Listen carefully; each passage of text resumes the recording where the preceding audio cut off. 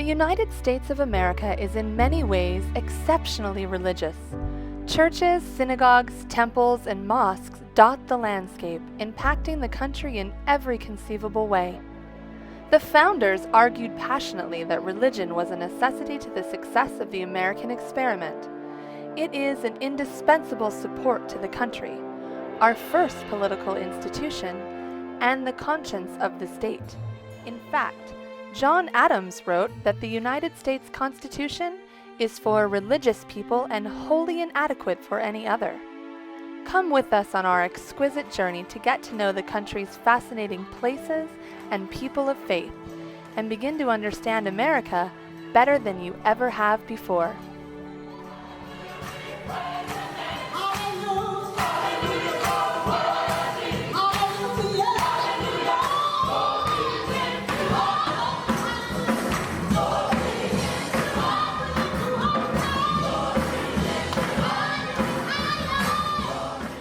We are 151 years old.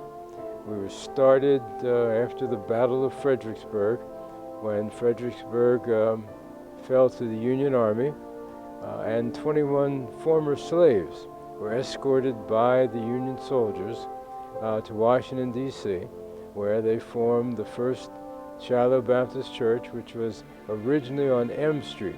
They built a church with their own hands. The first one was a small church made out of wood. The second one was a brick church. They stayed on M Street, I think around 50 years, after which they came here, 9th Street and P Street.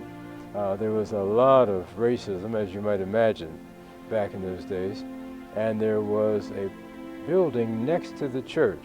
Some people bought it, turned it into a stable, and this is around 1910 or so, and made worshiping untenable because of in the summer, the flies, the heat, the stench year-round. Because of that, and we're convinced that was an attempt to just give the church a hard time and force them out of the neighborhood, and it did. And we came here, bought this church, on this property anyway, and it was a former Methodist church, Hamline Simpson Methodist Church. And we've been in this location since those days. I just fell in love with it. I just feel like this is my family. The people here are just wonderful. You don't have to feel like you're a stranger. We have a great, supportive, faithful family here. Ministry is more than just Sunday morning worship.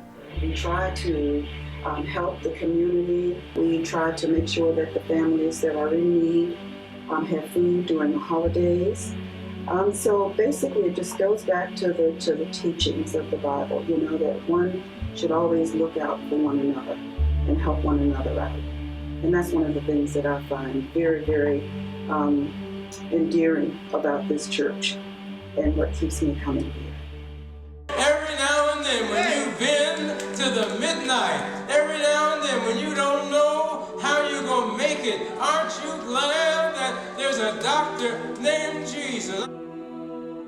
Church being a 24/7 operation, that it doesn't just stop on Sunday morning, doesn't just reconvene for choir rehearsal, but we are here feeding the hungry on Saturdays and distributing food baskets. We have a Family Life Center Foundation, and with that we do skills building for teenagers. We have a debutante ball that we do.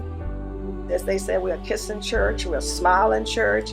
We come to your aid if you need something. And so it's just like a big family.